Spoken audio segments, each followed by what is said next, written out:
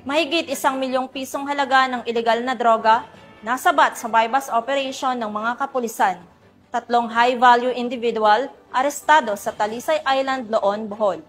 Patrolwoman Flora May Azares, ibalita mo.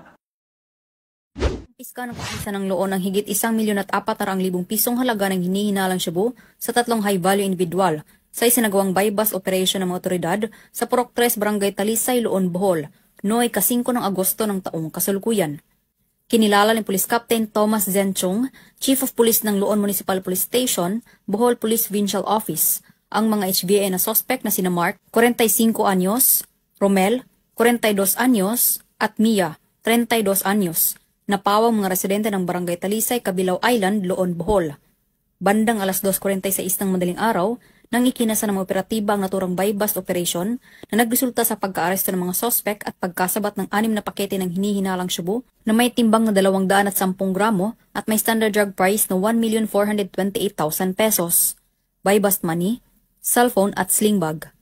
Kasalukuyang nasa kustodiya ng Loon Municipal Police Station ang mga sospek at mahaharap sa kasong paglabag sa RA 9165 o Comprehensive Dangerous Drugs Act of 2002.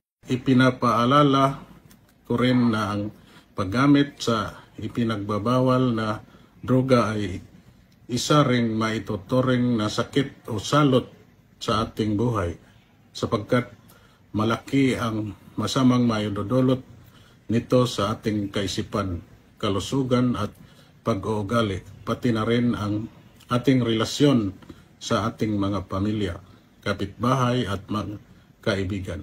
Mas madali nating makukuha ang tunay na kapayapaan at katiwasayan sa mahal nating Loon Madanihon. Mula dito sa Central Visayas, ako ang inyong Police News Network Correspondent, Patrolwoman Flora May Azares, alagad ng batas, tagataguyod ng balitang pulis.